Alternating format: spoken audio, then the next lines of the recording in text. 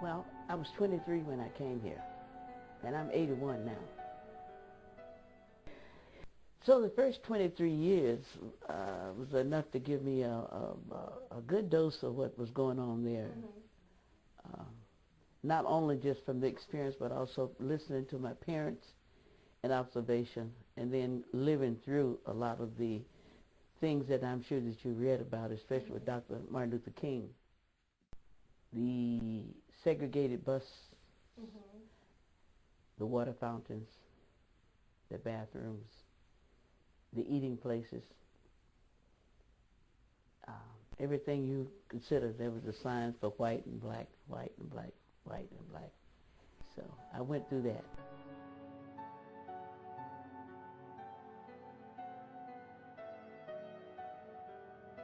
One time, my brother and his wife were asleep in their room, in their bedroom, and the policeman came looking for the people next door.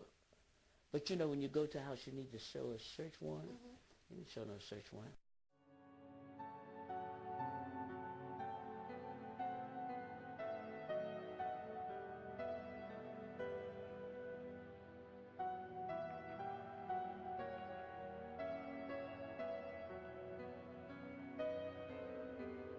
I went to an all-black school.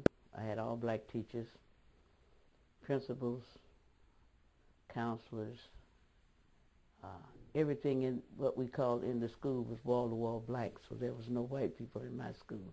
At that time, there was no such things like typing and all that. Most of it was vocational work because it was in the area where the young men would, there was farming in that area.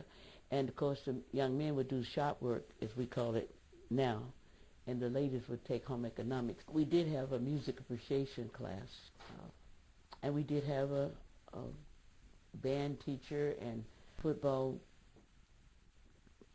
basketball, cheerleading group, track. I was surprised when I came to Erie that there was only, I think, 3 blacks in the school district when I came here, and Mr. Drew was one of them.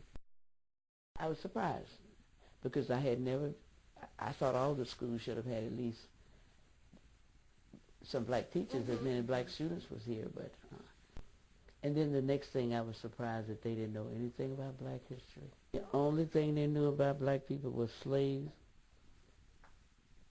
and cotton, and the cotton gin, and Eli Whitney.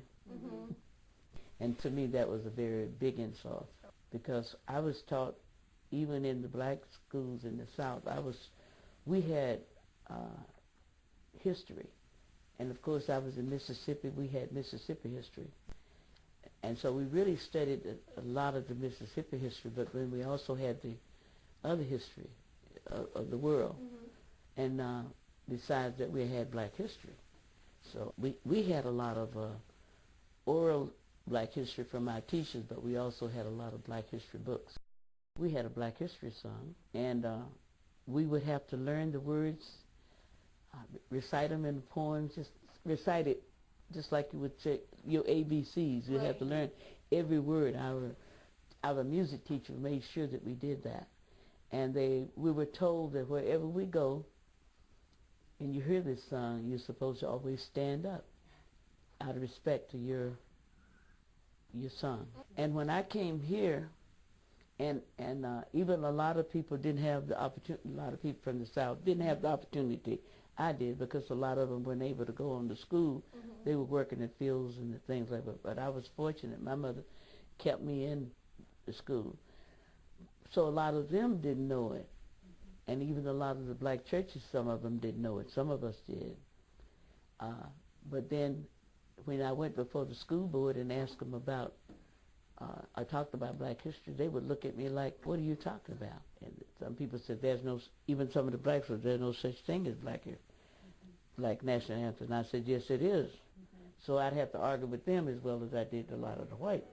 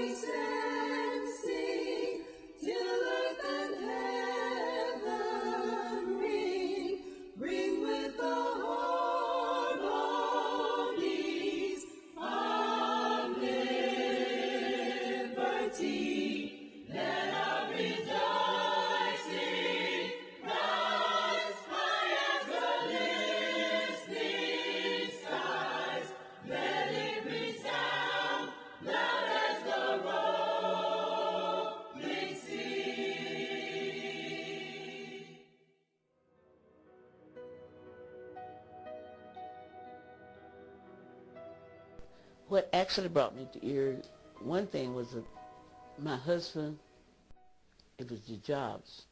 Being a veteran, he was a Marine. He was from the Marine, from World War II. But the way that the servicemen were treated, the black servicemen were treated, when they got off most of them, a lot of them, when they got off the bus, if they had their service clothes on, sometimes the police would look at them and say, "Where you coming from, boy? Go home and get out of those things as quick as you can." So they decided, when they heard about the jobs, they just left.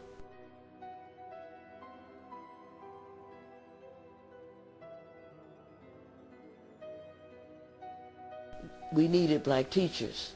So they made two things. They recruited some from the South, but they also looked in the community to find people that expressed the interest of wanting to become teachers. This was a program that was sponsored in part with the school district, Gannon College, I would say in the city. Because they didn't have very many black people in the school district. And we were fighting. The community was fighting to have black teachers.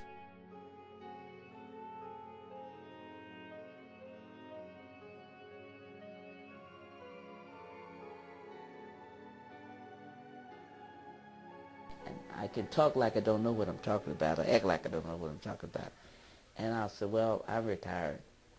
And they said, "Well, where did you work?" I said, "I worked in the school district." Just like that. I don't tell them that I was a teacher. I'm a retired teacher. I just am retired. Right. They assume that I worked in the kitchen, that I was a cleaning lady. I'm telling you, this is what has happened to me right here in Erie. See, I don't fit the mold of being one of those, we used to call them cocoa bottle-shaped women with the, and because I was late going back to school. I was 41 when I started college. I was 46 when I graduated. And I taught 17 years. I was in the school district 25.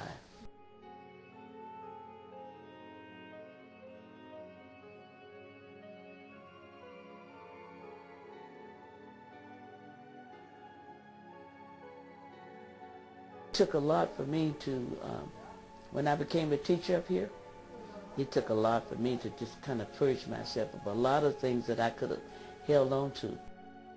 You have to just kind of get above that. I couldn't have done it if I hadn't had a faith.